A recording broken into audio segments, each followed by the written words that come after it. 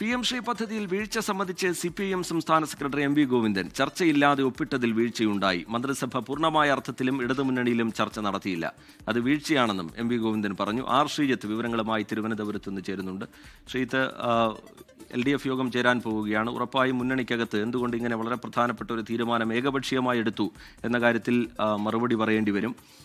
മന്ത്രിസഭയിലോ മുന്നണിയിലോ ഒന്നും ചർച്ചയില്ലാതെ, പാർട്ടിയിൽ പോലും വേണ്ട രീതിയിൽ ചർച്ച നടത്താതെ എന്തുകൊണ്ട് ഇങ്ങനെ വളരെ പ്രധാനപ്പെട്ടൊരു വിഷയത്തിൽ തീരുമാനം കൈക്കൊണ്ടു എന്ന് ഉറപ്പായും വിശദീകരിക്കേണ്ടി വരും. അതിനിടയിലാണ് അത് തെറ്റുപറ്റി, അതിൽ വേണ്ട രീതിയിലുള്ള കൂടിയാലോചനകൾ ഉണ്ടായില്ല എന്നുള്ള കാര്യം MV ഗോവിന്ദൻ സമ്മതിക്കുന്നത്. ശ്രീജിത്ത്,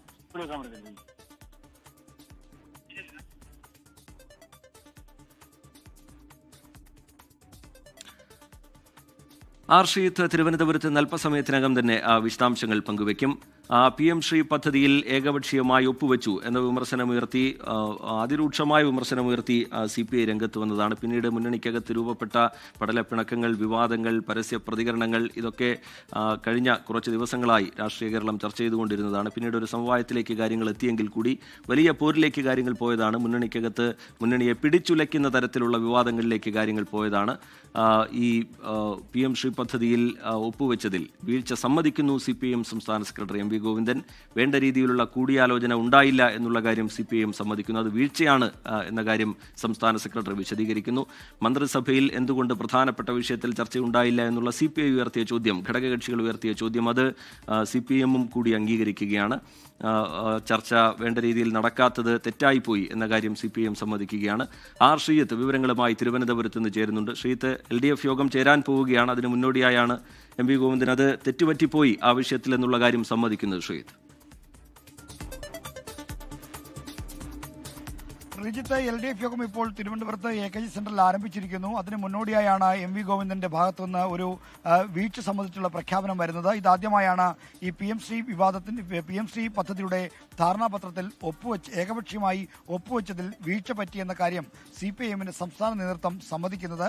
നേരത്തെ CPIMന്റെ ജനറൽ സെക്രട്ടറി MA ബേബി ചെന്നൈയിൽ നടത്തിയ പ്രതികരണത്തിൽ ഇത് വീഴ്ചയാണെന്ന കാര്യം ചൂണ്ടിക്കാണിച്ചിരുന്നു. അപ്പോഴും സംസ്ഥാന നേതൃത്വം ഇതേപ്പറ്റി മൗനം പാലിക്കുകയായിരുന്നു. എന്നാൽ ഇപ്പോൾ സംസ്ഥാന നേതൃത്വവും ഏകപക്ഷീയമായി, അതായത് മുന്നണിയിലോ മന്ത്രിസഭയിലോ ചർച്ച ചെയ്യാതെ PM ശ്രീ പദ്ധതിയുടെ ധാരണാപത്രം ഒപ്പുവെച്ചത് വീഴ്ചയാണ്.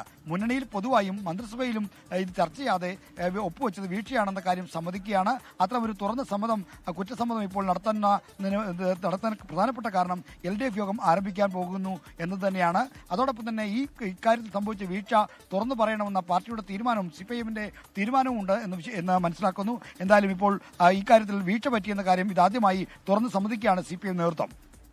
ആർ ശ്രീജിത്ത്, CPI ഉയർത്തിയ ചില ഘടകകക്ഷികൾ ഉയർത്തിയ വാദങ്ങൾക്കുള്ളൊരു അംഗീകാരം എന്നുള്ള നിലയിൽ കൂടിയാണ് അതിനെ കാണേണ്ടത്. വീഴ്ച പറ്റിയെന്ന് CPIM സമ്മതിക്കുന്ന ഘട്ടം.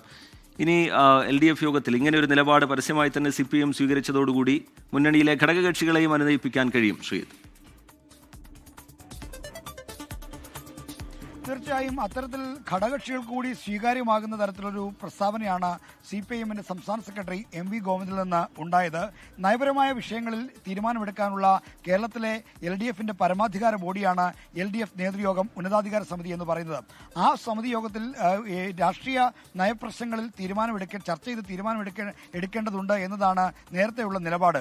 അതിൽ നിന്ന് വ്യതിചലിച്ചുകൊണ്ടാണ് മുന്നണിയിലോ അല്ലാതെ സർക്കാരിന്റെ നയരൂപീകരണ വേദിയായ മന്ത്രിസഭയിലോ ചർച്ച ചെയ്യാതെ ഈ ഏകപക്ഷീയമായി ധാരണാപത്രത്തിൽ ഒപ്പിടുന്നതിലേക്ക് പോയത്. അതാണ് CPI അടക്കമുള്ള ഘടകകക്ഷികൾ പിശകാണ് എന്ന കാര്യം, വീഴ്ചയാണെന്ന കാര്യം ചൂണ്ടിക്കാണിച്ചത്. അതുകൊണ്ട് മന്ത്രിസഭയെ ഇരുട്ടിൽ നിർത്തി LDFനെ ഇരുട്ടിൽ നിർത്തി എടുത്ത തീരുമാനം തെറ്റായിപ്പോയി എന്ന് പറയുമ്പോൾ മുന്നണിയിലെ ഘടകകക്ഷികൾ കൂടി സ്വീകാര്യമാവുന്ന ഒരു സമീപനമായത് മാറുമെന്ന് തീർച്ചയാണ്. ശരി, ആർ ശ്രീജിത്ത് തിരുവനന്തപുരത്ത് നിന്ന് വിശദാംശങ്ങൾ പങ്കുവയ്ക്കുകയായിരുന്നു. LDF യോഗം തിരുവനന്തപുരത്ത് തുടങ്ങിയിരിക്കുന്നു.